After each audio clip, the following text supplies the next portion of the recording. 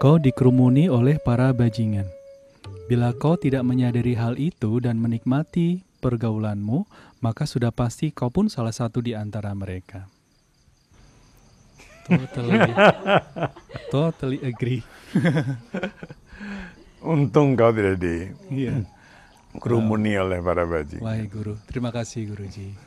Di pesan ini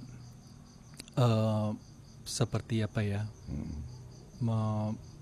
Warning ya Guruji. Kadang kita nggak sadar berada di mana, sehingga perubahan itu kita larut itu benar-benar nggak sadar. Saya pribadi baru menyadari kalau misalnya sudah agak keluar atau bagaimana itu setelah berada di sini. Baru nyadar, oh iya ya.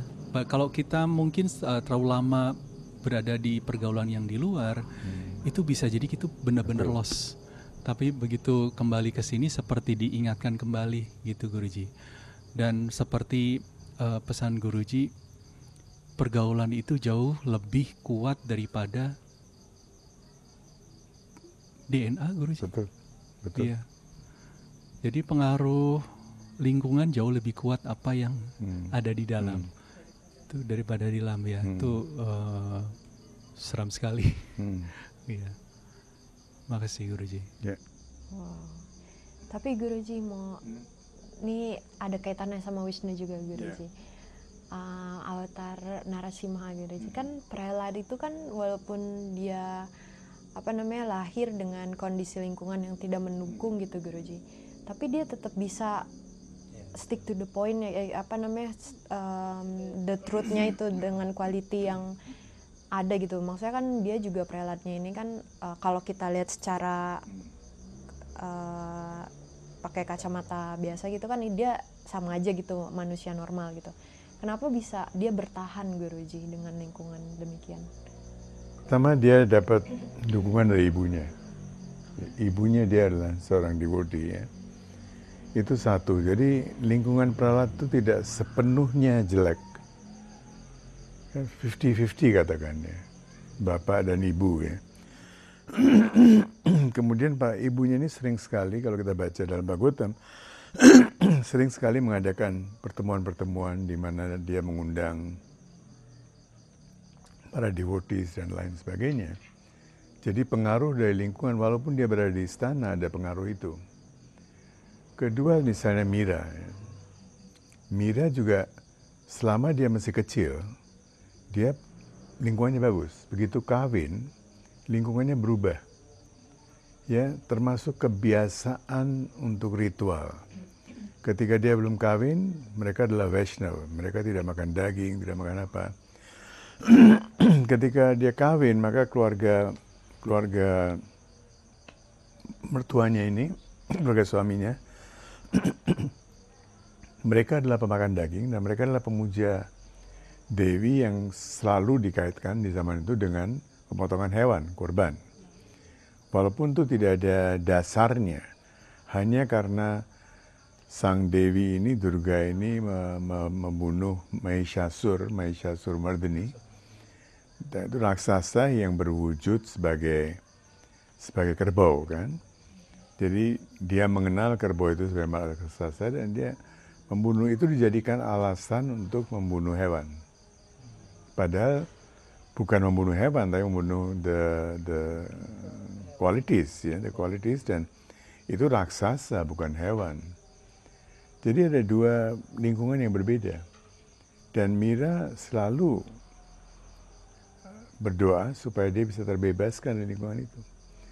Dan sama suaminya dia berterus terang, saya dikawinkan dan ya sudah menjalankan upacara dan sebagainya.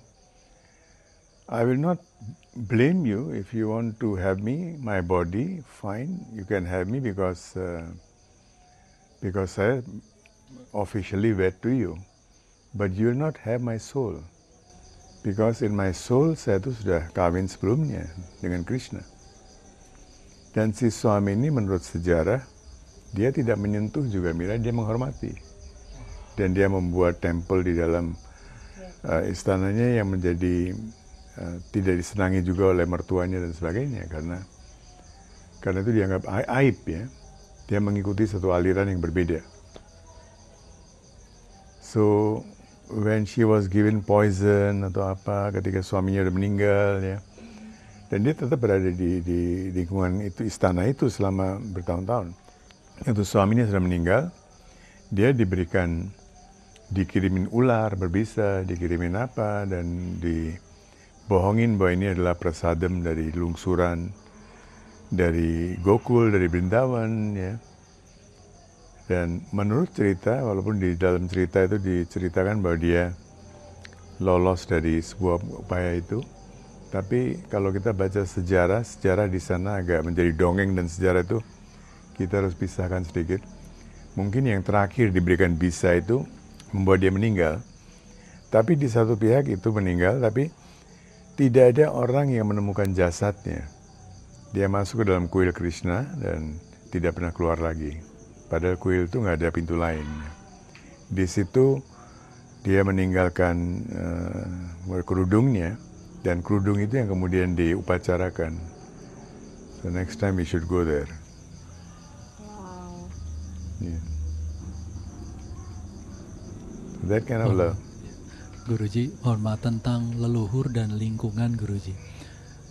Kebetulan kan beberapa hari lalu sedang ada acara mengenai terkait dengan leluhur. Yeah.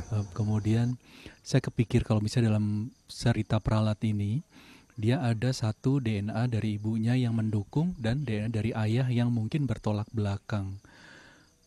Apakah itu terjadi pada setiap orang ya, Guruji? Maksudnya sebetulnya pasti yang dibilang menunjang, nggak tahu dulu, mungkin saya berpikir kalau menunjang spiritual pasti kita akan diperkenalkan dengan hal-hal yang berbau spiritual dari kecil dan sebagainya. Tapi somehow Prahlad bisa pada satu titik dia melihat bahwa ini tidak menunjang, dan kemudian justru dia mungkin bangkit gitu. Apakah bisa dibilang hal yang kita anggap tidak menunjang tapi sebetulnya justru membawa kita gitu, Guruji? Tidak selalu. Tidak selalu. Dalam kisah Prahlad ya, dalam cerita Prahlad ya. Tapi tidak selalu demikian, karena kadang-kadang yang tidak menunjang itu juga punya kekuatan yang luar biasa. Yang luar biasa, dan dalam diri kita seperti yang cerita yang saya pernah kutip dari tradisi Native American Indian, ada dua hewan, serigala kan, yang satu baik, yang satu jahat. Nah sekarang kita mau memberikan makan kepada siapa? Kalau yang jahat ini kita kasih makan, kita gemukkan, ya dia yang akan mempengaruhi kita. Jadi yang dimaksud dengan lingkungan itu maksudnya sebagai tempat atau bisa juga sebagai seseorang gitu. Maksudnya biarpun tempatnya tidak mendukung, kalau kita dikelilingin orang-orang yang support, itu is okay gitu, atau? Ya, tempat gimana maksud saya belum begitu jelas. Tempat tuh mendukung karena ada orang-orang yang mendukung kan. Tempat misalnya seorang lahir di tempat suci lah, dari agama manapun juga ya. Tapi di sana pun dia bisa bergaul dengan orang-orang yang bejat. Tidak semua orang di sana, di kita ke Pudaparti pun ada yang mencuri sandal, atau curi atau salah ambil ya. Tapi kok satu orang aja yang kehilangan ya. Ada karma apa ini? Payungnya hilang, sandalnya hilang ya. Nah itu kan berarti, dan Baba selalu mengingatkan, be careful of the pickpockets. Itu orang-orang yang fakir miskin di luar tuh mereka tidak butuh makanan, mereka cuma butuh uang ya. Jadi di tempat-tempat suci pun ada orang-orang yang bejat. Nah tempat suci itu kalau kita melihat dari sudut pandang saya pribadi, menjadi suci karena pernah ada orang-orang suci yang datang ke sana. Bagi kita barangkali tempat itu suci, tapi bagi orang lain mungkin itu tempat turis saja kan. Dia nggak bisa melihat kesucian itu.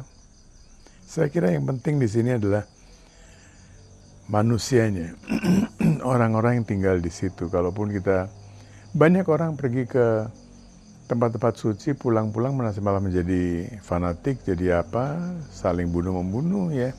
Dia pikir dia sendiri yang maha benar, yang lain semuanya salah.